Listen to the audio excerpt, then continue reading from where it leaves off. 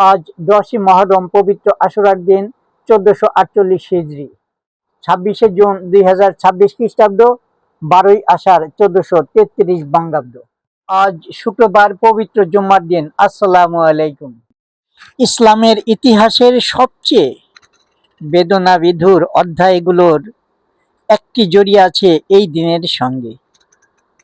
61 হিজরির এই দিনে ইরাকের কারবালার প্রান্তরে মহানবী হযরত মুহাম্মদ সাল্লাল্লাহু আলাইহি ওয়াসাল্লামের অতি প্রিয় দৌহিত্র হযরত ইমাম হুসাইন রাদিয়াল্লাহু তাআলা আনহু সত্য ও ন্যায়ের পক্ষে অবিচল থেকে শাহাদত বরণ করেন। প্রচণ্ড কষ্ট, ত্যাগ ও পরীক্ষার মধ্যেও তিনি অন্যায়ের কাছে মাথা নত করেননি।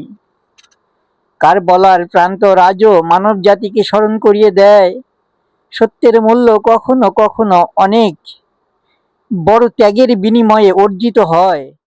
হযরত ইমাম হুসাইন রাদিয়াল্লাহু তাআলা এর শাহাদত শুধু একটি ঐতিহাসিক ঘটনা নয়, এটি সত্য, ন্যায় এবং আদর্শের জন্য আত্মত্যাগের এক চিরন্তন শিক্ষা।